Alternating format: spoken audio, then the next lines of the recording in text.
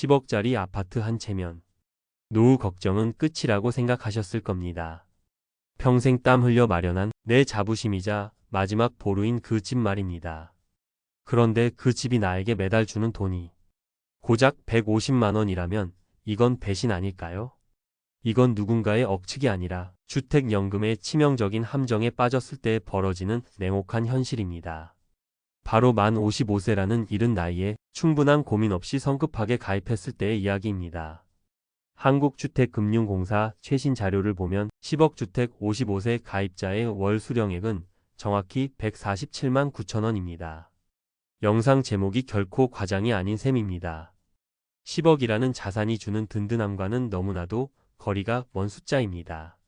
하지만 딱 15년만 늦춰 70세에 가입하면 월 수령액은 297만 5천 원으로 2배가 넘게 뜁니다.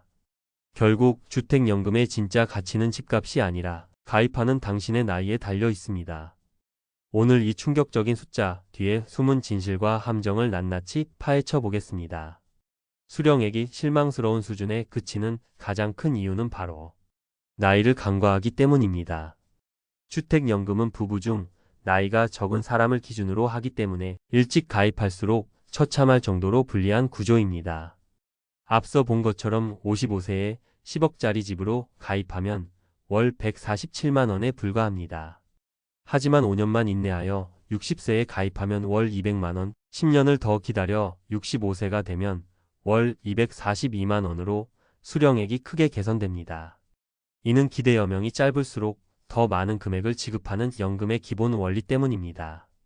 따라서 주택연금은 무작정 빨리 가입하는 것이 능사가 아니라 내 건강 상태와 현금 흐름을 고려한 최적의 가입 시점을 찾는 것이 첫 번째 관문입니다.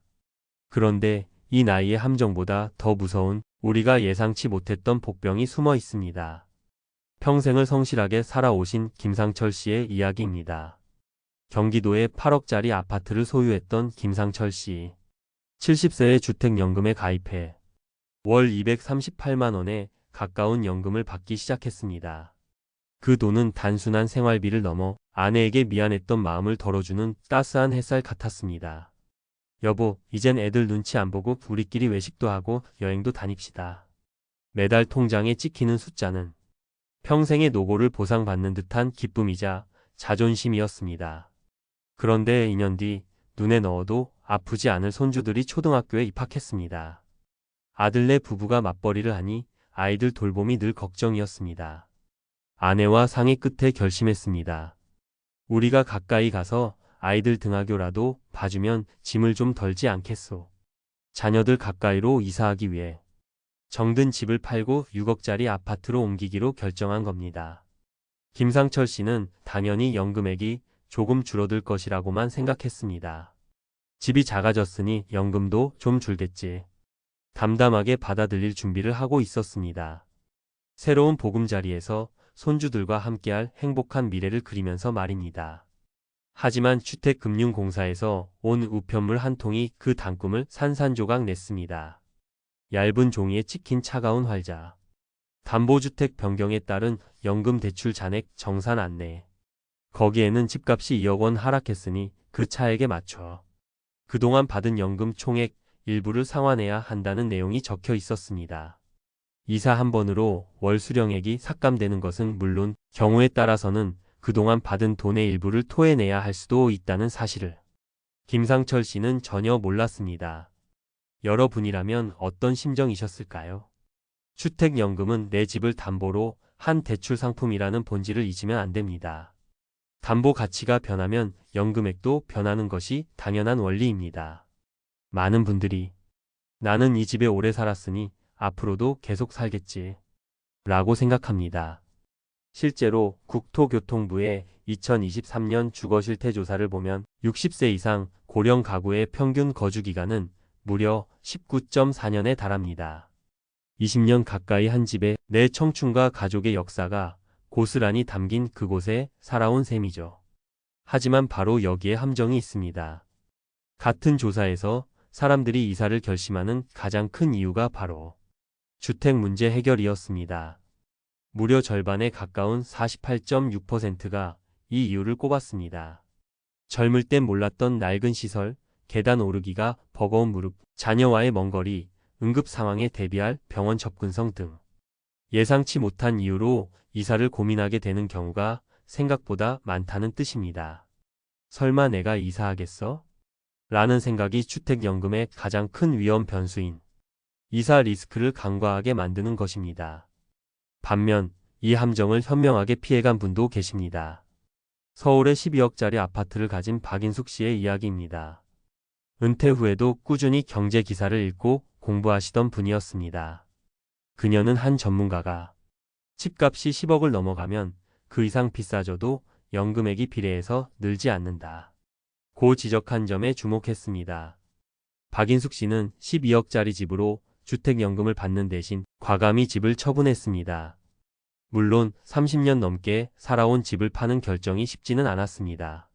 하지만 1가구 1주택자로서 2년 이상 보유 및 거주 요건을 충족했기에 고가주택 기준인 12억을 초과하는 일부를 제외하고는 양도소득세를 거의 내지 않는다는 사실을 확인한 후 결심을 굳혔습니다. 그녀는 수도권 외곽의 공원 근처 쾌적한 6억짜리 아파트로 이사하고 세금을 아낀 약 6억 원의 현금을 고스란히 손에 쥐었습니다. 통장에 찍힌 그 금액은 단순한 돈이 아니었습니다. 그것은 자유이자 선택권이었습니다. 그녀는 6억짜리 집으로 주택연금을 신청해 매달 약 160만 원의 안정적인 연금을 받고 수중에 생긴 현금 6억 원은 자녀 결혼 지원, 갑작스러운 수술비, 남편과 함께 떠나는 해외여행 등 필요할 때 유연하게 사용하고 있습니다. 매달 연금액은 좀 줄었지만 이 현금 6억이 있으니 마음이 그렇게 편할 수가 없어요. 박인숙 씨의 얼굴에는 불안 대신 여유가 가득했습니다. 박인숙 씨의 사례는 주택연금의 한계와 세금 제도를 명확히 이해하고 이를 역으로 이용한 매우 현명한 전략입니다. 첫째, 연금액 효율을 최고로 끌어올렸습니다. 주택연금은 고가 주택일수록 가격 대비 연금액 증가율이 둔화됩니다. 5억 집의 2배인 10억 집이라고 연금이 정확히 2배가 되는 것이 아닙니다. 따라서 비싼 집에 묶여 있는 것보다 적정 가격의 집으로 옮기고 차액을 현금화하는 것이 유리할 수 있습니다. 둘째, 노후의 가장 강력한 무기, 현금이라는 자유를 손에 쥐었습니다. 노후에는 갑작스러운 목돈이 필요한 경우가 많습니다. 주택연금은 현금 흐름을 만들지만 자산을 꽁꽁 묶어둡니다. 다운사이징을 통해 확보한 현금은 어떤 위기 상황에서도 든든한 버팀목이 되어줍니다. 나는 지금 사는 이 비싼 집에서 계속 살고 싶다 고 생각하는 분도 있을 겁니다. 그럴 수 있습니다. 그 집은 단순한 자산이 아니라 내 인생 그 자체일 테니까요. 기존 주택연금은 공시가격 12억 원 상한이 있어 가입 자체가 불가능한 경우가 많았죠. 그런데 최근 금융위원회가 한시중은행이 12억 초과 주택 보유자를 위한 민간주택연금을 혁신금융 서비스로 지정했습니다.